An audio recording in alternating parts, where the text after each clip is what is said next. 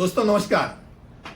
कानूनी बात बताने वाले यूट्यूब चैनल में आपका स्वागत। और आज का विषय भारत का मूल कानून कौन सा है उसके बारे में। अगर कोई पूछता है कि भारत में मूल कानून कौन सा है तो एक ही शब्द आता है, भारत का संविधान। भारत का संविधान देश का सर्वोच्च कानून है। 1950 में वो अपनाया गया है और ये सरकार के कामकाज को अधोरेखित करता है, नागरिकों के मौलिक अधिकार को अधोरेखित करता है। केंद्र और राज्य सरकार के बीच में शक्तियों का एक वितरण करता है और न्यायपालिका की संरचना और उसकी रूपरेखा को प्रदान करता है। अगर आप देखा जाए तो भारत का संविधान हमारे देश का एक गौरव है। भारत का सर्वोच्च कानून है और भारत में किसी को भी, यहाँ तक कि राष्ट्रपति को भी ऐसे कुछ करने की अनुमति नहीं, शक्ति नहीं कि जो संवैधानिक नियम में वो उसका उल्लंघन माना जाएगा। यानी सबको उसमें दिया है। भाई तुम्हारा अधिकार कहाँ तक चलता है, कहाँ तक है, यानी लोगों को उनका मौलिक अधिकार को प्रदान करता है, नियम और दिशा निर्देश निर्धारित करता है, सरकार को क्या पालन करना चाहिए वो बताता है। हमारे संविधान में सब कुछ है, सबके बारे में कुछ न कुछ तो जानकारी दी है। आप जानते ही रहेंगे कि संविधान एक महत्वपूर्ण रूपरेखा है, राजनीतिक व्यवस्था है और इतना बड़ा है। अगर माना जाए तो अपना संविधान पूरे जग में सबसे बड़ा अगर संविधान किसका है तो अपना भारत देश का है। और इसमें आपके संविधान ने आपको क्या क्या दिया है।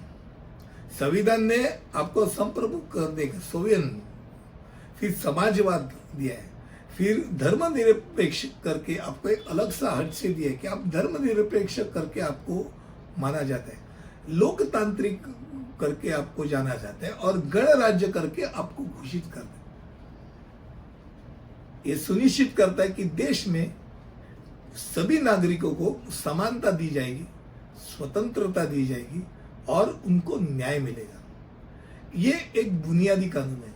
और आज जो विषय मैं आपके सामने रख रहा था कि मूलभूत, अगर आप बोलेंगे मूल कानून कौन सा है तो ये मूल कानून संविधान ही है। आज संविधान में आप झांकेंगे तो आपको पता चलेगा कि रिट पिटीशन हो